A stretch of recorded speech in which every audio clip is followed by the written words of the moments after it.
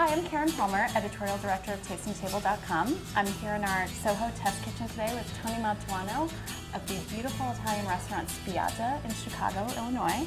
And he's here to show us how to make some grilled lamb chops today. As usual, all Italians romanticize every food, every ingredient. And so they refer to this cut of lamb chop, this rib lamb chop, as a scottadita, or a burn your fingers. And then you'll see later on when you pick it up by the bone, that's when you would burn your fingers. I think what's unique about this dish is we marinate it in red wine, which has a tendency to turn the flesh sort of this like sexy purple color. The first thing I want to do is season them with salt and pepper. And so at this point, then we're going to put the chops into the marinade. What else is going into the marinade for the lamb? So fresh lemon. We're going to use both the zest and juice in this recipe.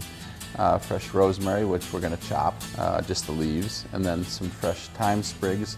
And for the thyme, we'll just pull the leaves right off the stem. Some bay leaves, garlic, and onion. All right, cover it with red wine. They got to be submerged. This is a fate good enough for Malbec. Whenever you're cooking with wine, you always cook with something you would drink. Right. So we've got some of the chops that have been marinating for a while. Look at the how the colors change. Oh, yeah. I mean, it's like incredibly. So purple. Yeah. So also because they're they're pretty wet, I'd like to dry them a little bit, and I usually want to use paper. The chops are seasoned nicely. You got to hear that sound.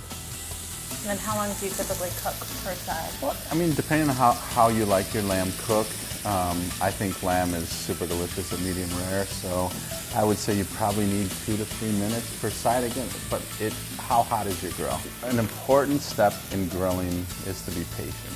You can't rush it. You just need to let it be.